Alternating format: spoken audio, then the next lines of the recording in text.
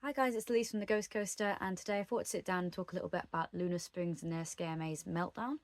Now, this was a first time visit for us and one of the ones that we'd kind of seen but didn't know too much about. So I thought we'd go and check it out this year and sort of see what it had on offer.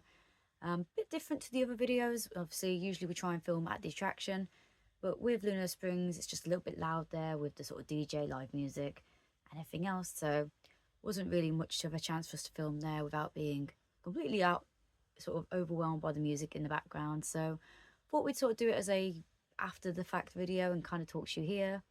And we've also got James with a bit of his thoughts as well, so we'll cut over to him as well when we get to that point, so you get to see what both of us thought of the attraction. But yeah, let's get into it.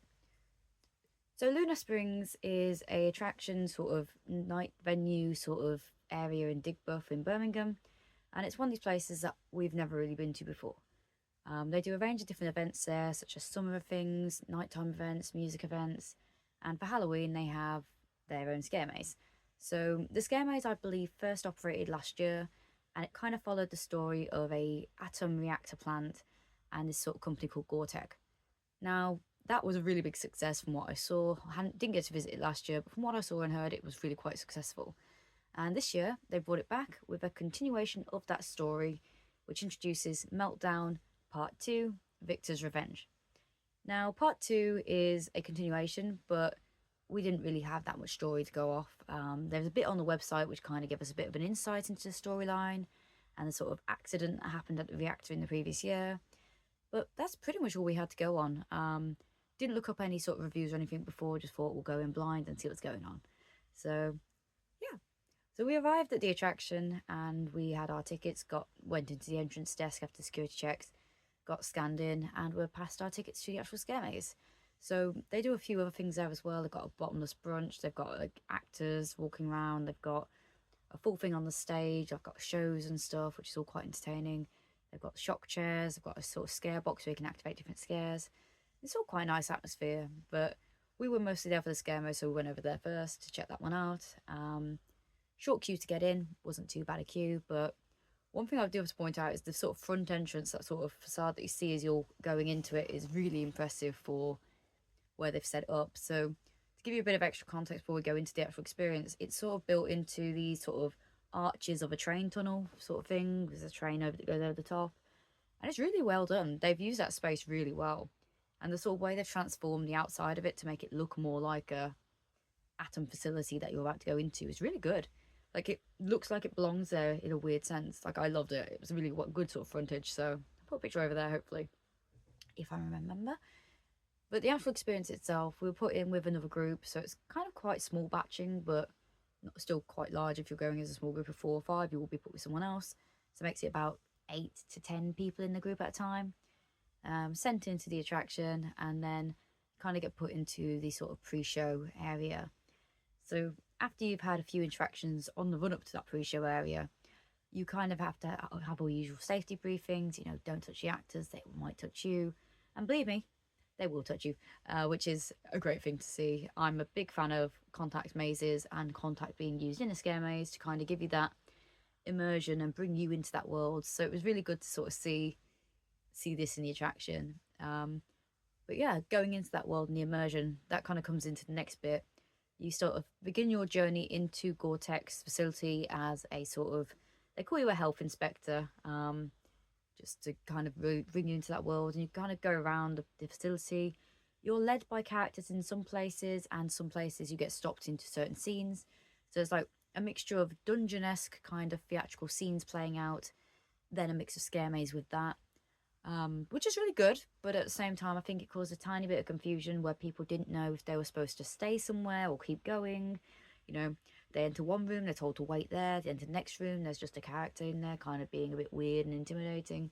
But there's no kind of indication as to if you're supposed to go in and past them or if you're supposed to wait for them to do something. So there was just like a slight bit of confusion in our group there. But I liked how they did it. The attraction itself has so many really good sort of scares, sort of interactions. The characters are all very unique and individual. They're all kind of their own person, which is really good to see. You know, we're so used to seeing mazes where they've got a zombie maze and every single person is a zombie doing the exact same zombie thing. Or in this case, you have a researcher, a receptionist, scientist, general staff, And the way each character works and performs is very different to each other, which is really good to see. You know, everyone feels like they've got their own part and they play it really well. So on that immersion again, go back onto what I said about the contact. You know, they were very good again at using contact to bring you into that world. Different characters and the way they performed, you know, some of them were kind of like grabbing your arms and leading you. Some of them were more like touching the faces. Some of them were more like, you know, reaching out and then moving back last minute. And it was a really nice mixture of how they were doing it. Each character had their own way of doing that. And it never felt forced. It never felt bad. You know, it was always done in a very good way and quite safe manner. In fact, if I'll be honest with you, I think the briefing at the beginning kind of made it sound like it was going to be a lot worse than it was. You know, they've made it sound like it's going to be really intense and really hands-on and really like, you know, you will be touched, you will be pinned, there will be force. But really, it was none of that at all in my eyes. I don't know if we just had a different experience, but for our team, you know, it's very much quite gentle and quite nice to contact ways. They did really well. But honestly, the immersion inside the sets, I love the sets. It really made you feel like you were actually in a facility and not in an archway in Birmingham, which was kind of quite cool to see. And again, they kind of had that immersion throughout, and the characters' consistency were throughout as well. Some good little scares in places. Other places I didn't really think it was scary. It was more like unnerving. The characters were quite good at making you feel uncomfortable. In a good way, good uncomfortable, you know, not bad uncomfortable. But they're kind of the way they kind of came together and made that world its own. And I really liked it. I liked how they did it. Do I think there could have been more scares? Yeah, probably. But let me think. The only real criticism I have is as you go onto the sort of end section, there's this kind of there's an area where you have this kind of big standoff in the reactor room, and you kind of meet Victor for the first time, who owns the facility. It kind of felt like it was a little bit rushed. So when we were in there, we were there, and we came in, and there was another group already in there. So it almost felt like the group ahead of if there's it's supposed to have like two groups in there by the looks of it, but it kind of gives me the impression that the group that gets in there first gets more of an interaction and more context. Our group kind of had a lot shorter an interaction with Victor. He still interacted with our group, but it felt like a little bit less and felt like we were missing the context that we should have probably had for this particular scene. And then they set off the reactor, and it was good. There were some really good effects in this room, but I feel like it was kind of missing something that we were supposed to see. Just because there was the other group in there, which I think they'd seen something that we hadn't. I don't know. But it was a nice sort of penultimate room almost. I think that's the word I'm looking for. Very nice. And then from there you go into sort of finale corridor, nice sort of cage maze with strobes and other some things. Actors in there, you know, it kind of felt more like a scare maze at this point. Because the rest of some parts before felt more like an interaction immersion experience. But it was that point there where it kind of gave more scare maze energy with the sort of actors and the hands grabbing out and stuff. But honestly, you know, for a lack of better words, I absolutely loved it. I think the attraction has got potential to continue growing and developing. And I love how they're doing it. It's very unique of an attraction compared to most places where you go in and just have people go, ooh, you know. It's a lot more in this one where you're kind of involved in the story. You're getting involved in the world. There's things that you can do. You know, characters ask you questions. They ask you to do something. They take you to do something. And there's that kind of thing that you don't really get in other attractions, especially like the sort of bigger production value sort of places, like, you know, like Alton Towers, where they're more focused on getting the throughput through as quick as possible, or places like I don't know, even like Extreme Scream. You know, they have the sort of theming and sets and stuff, but they again can't sort of take the time to have people held in different areas for too long, because again it's that throughput. But I think that's the sort of joy that Lunasprings has, where it's a lot smaller.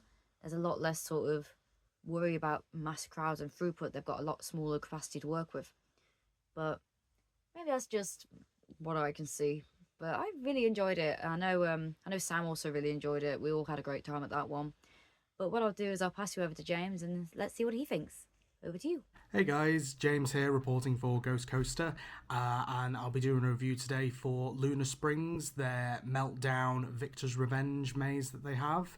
So when I was first going into this maze, I think I was kind of expecting it to be a kind of standard scare maze in a way, especially given the space that they have at the venue. But going into it, I actually realised it's not really a standard scare maze. It's more of a immersive horror walkthrough, essentially. So, and it's actually quite a good length considering the space they have for it. But it's more kind of going into specific scenes where you might have a monologue from a certain actor with some scare elements to it as well. But then at the end culminating kind of like a big set piece and then a cage maze to finish off. So there is a little bit of a scare maze element in it, and I think between some of the rooms there's some kind of scare mazy elements, but for the most part is more kind of stopping in certain rooms, getting a bit of interaction from an actor, and yeah, having still some of those scare kind of tactics used, but it is more kind of very monologue based rather than kind of going through a route and being jump scared constantly. So I think that kind of removes a bit of the momentum from some of the scares. I feel like in some scare attractions I like when you get one scare after the next, so it keeps that momentum going, while with this it does kind of stop at points and go to a bit of a standstill. But I think that's because of the type of attraction it is. I think also with the group that we were with, some of the people in front were it was probably one of their first scare attractions that they'd been in, so they were a bit tentative, they were a little bit slower in some points, also not really knowing where to stop as well necessarily, or like where in the room that we needed to stop, or where in some rooms you were meant to keep going and some rooms you weren't. So I think that needs to be made a bit clearer. What I would say about this attraction is though that the production values were really good, again considering the venue that they were in, the space they managed to use. There's the big facade of like the Atom facility outside, which looks really nice. You can tell there is a kind of a bit of a budget to that, but it still looks really good, I think is the thing. I think also a lot of the small details throughout as well. There's loads of little posters and stuff as you go through some of the corridors. Some really nice effects as well. One of the things that you could actually do outside of the maze was that you could pay to essentially press some buttons on this like scare control thing. I can't remember whether that was the exact name of it, but essentially where you could look at some people on the cameras going through the maze, and you could activate some of the kind of effects. So there were like little spark boxes and stuff. I think there might have been like air cannons, and maybe there might have been an animatronic in there, I can't remember, but because it was about a week ago since I did it. You could essentially like pay to activate some of the scares that some people were going through, which I think is a really cool, unique idea, and allows a little bit of fun outside the maze, and also allows people to see what's in the maze without having to go in. So I think that's really cool. But yeah, seeing some of those effects as we were going through was really cool. I say there was kind of like a little like spark box thing out the top of one of the walls, which was a really good jump scare. I know that one of the other really good jump scares was kind of like a pre-show in a way, where we were essentially told to do kind of like a mugshot photo thing. So we had to face the left wall, face the front, face the back wall, and then I think it was like we had to face the right wall, and then I think in front of Sam one of the walls dropped, and then there was like an actor who like jumped out at him. So that was really good. Some of the interaction in this was great as well. Because it was very monologue heavy, it meant that there was a good amount of interaction you could have, but that kind of meant less scares in some bits. But also this was a contact attraction as well, so they did touch you quite a bit. Not necessarily the most kind of intense contact, but it was the stuff that made you feel kind of uncomfortable, but also it's nice that it kind of makes you feel seen in a way, kind of makes you feel a little bit more targeted, which I love. So yeah, it was really good contact throughout the attraction, which was great. I think my favourite character though was Victor, who was kind of like the main character of this attraction, and we basically get kind of like told about him throughout the attraction, and then in the final room with this like massive set piece, we finally see him, and he's got this like old man like silicone mask on. Obviously it's meant to actually be an old man, but you could, obviously with me I could tell that it was a mask, but it's still done really well. It's still really good production values on that. And what I really liked as well is that I guess because it was a bigger room, and like basically all the groups that had been sent in were kind of kept in that room for the big finale, like groups that had gone before us and stuff, they actually had him with a microphone on, which meant that everyone could hear him, but also added kind of like a bit of a distortion as well, which made him sound a bit creepier, which I think is unintentional, but I think it really works actually. And this room, it's essentially that it's like a massive set piece in the middle, I keep saying that, but yeah, massive big like almost like a massive machine in the middle, middle that he's been working on, and he kind of goes around the room, getting up really close to people. Again, that really good contact element, and a really good effect in there as well is right near the end is that he stands in a certain spot and there's like sparks that come from the ceiling and hit him on the head. And I'm assuming with the silicone mask, that, you know, silicone is quite a thick material, it must have kept him safe with that anyway. But it's a really good effect because it makes you feel like he's actually getting hit with these sparks, which is brilliant. You know, again, it really makes you feel like, you know, immersed. And I think that's a good thing about this attraction, is it really does feel quite immersive because of that walkthrough element, and the fact that it's 360 sets and these really good effects as well. I think there were smoke effects in that section as well, which was really good. And then the whole thing ends with the final kind of cage maze where there's some holes in the cages as well, which means the actors can kind of reach out. I got a really good bit of contact from Victor in that bit as well. I like the fact that they have Victor in that section as well, but yeah, he kind of like touched my face and stuff really close. And then we got out of that bit, and then the attraction was over. I think really my biggest issue with this maze is the fact that it's meant to be a sequel to the previous version of the maze, which was released last year. And I think the problem is, because I didn't realise that, you know, I didn't really even know fully that this attraction existed to begin with, it meant that a lot of the storyline I didn't really get straight away, and I feel like a pre-show, like properly explaining the story, catching everyone up, that would have been really useful, because we kept hearing about Victor constantly through this attraction, like who's Victor, who is he, and stuff. But we, you know, it would have been nice if we'd actually been told about who Victor was, because by the time we get to the finale bit, I'm like, I don't really know who this character is. I do like him. I like what the character is. I like the characterization of him. But I don't really know what his aims are, what his goals is, what the facility is that we're in, why we're there.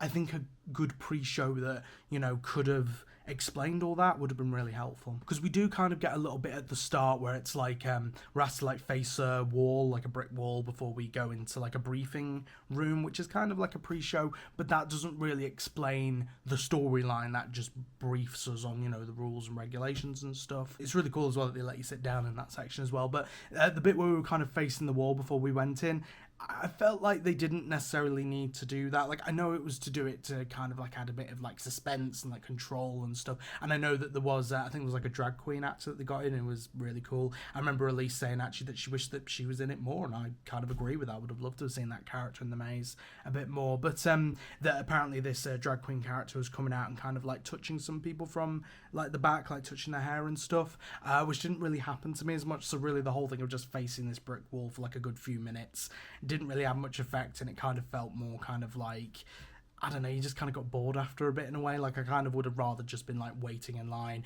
and looking at some of the rest of the theming and stuff and really taking that in.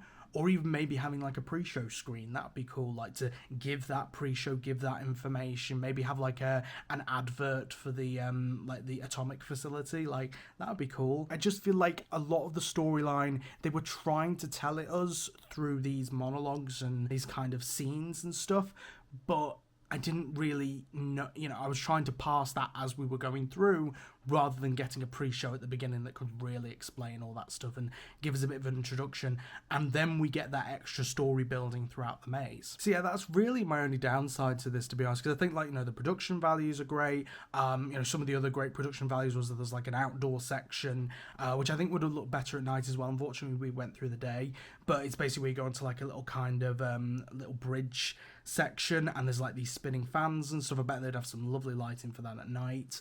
There's also a really nice kind of neon room as well, where there's some like it's made like kind of purple neon, but there's like this green running water. That's really cool as well.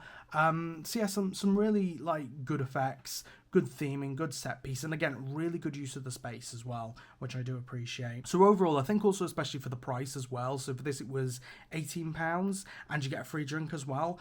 I think it's really worth it because it is a good long experience as well. I'd say it was about like maybe 20-25 minutes, and again, I think a lot of that is to do with the fact that you're kind of going through monologues, kind of very similar to a Dungeons attraction in a way, except obviously a bit more smaller scale, and it is kind of more scare orientated rather than going through like the history and stuff like Dungeons do. I think for 18 quid, like, I'm getting that free drink, and I believe there's also a show on as well. We did miss the show because we didn't really know what time it was on, so unfortunately we missed that. But yeah, you know, considering all that, and, you know, there's like the extra bits, there's like a shock chair, which I don't know why every attraction's doing that now. It is a bit of a weird thing. But then also having kind of like the thing where you can control some of the effects in the maze, and there's some merch as well, a merch stall. And also, this might be a bit of a weird thing to bring up. I mean, I don't really know whether it's necessarily in a review for the maze, but very nice toilets there as well.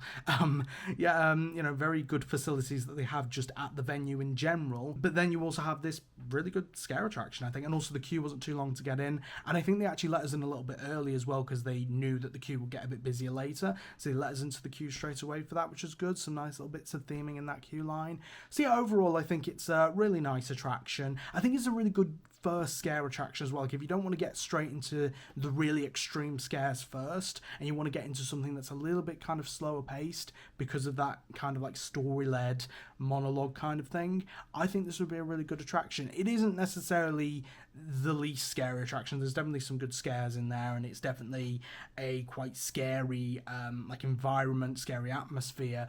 But I think it does it at a bit of a slower pace, where it's not just scare after scare after scare, like in a lot of normal modern scare attractions. So yeah, overall, I'd definitely give this a go. I think it's well worth the money, and I hope to possibly visit the attraction again in future with our Ghost Coaster friends, our little ghosty toasties. So yeah, I guess I'll hand back to Elise. Cool. Now there you have it. That's what James also thought of the scare maze. Now, safe to say that we all really enjoyed it in the team. And as the first visit, it was a very positive first visit. Now, there were the other attractions that we didn't spend too much time in experiencing just because we had other places to be that evening.